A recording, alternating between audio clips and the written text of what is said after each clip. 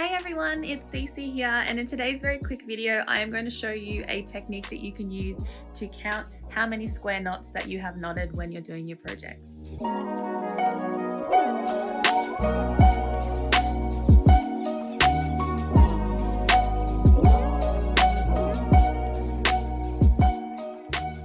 So let me start by creating a vertical row of square knots.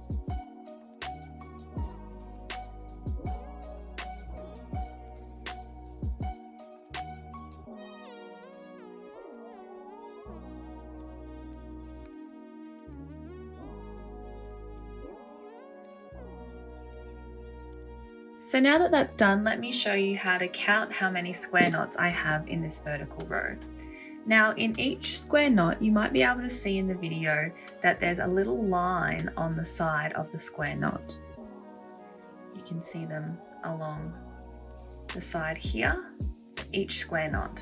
So the best way to count how many square knots I have is to just go down the side here and count how many lines I have in the work.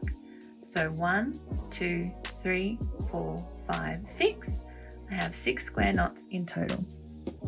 Another little tip that I can show you is that if you have forgotten what side you're on for your square knot, you can just look for that little line in your work, and that's the side that you want to start your little L shape for when you create your next half square knot. So now you'll see that the line has shifted so it's on the other side, and so now I know that I'm on that side to start my square knot.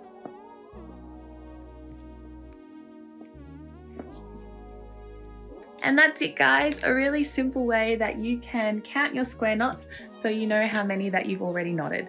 Now make sure you also check out my video on my top 3 tips for improving your square knot. That will really help you with your square knotting skills as well. Thank you so much for watching guys, and here's to finding our peace and creativity.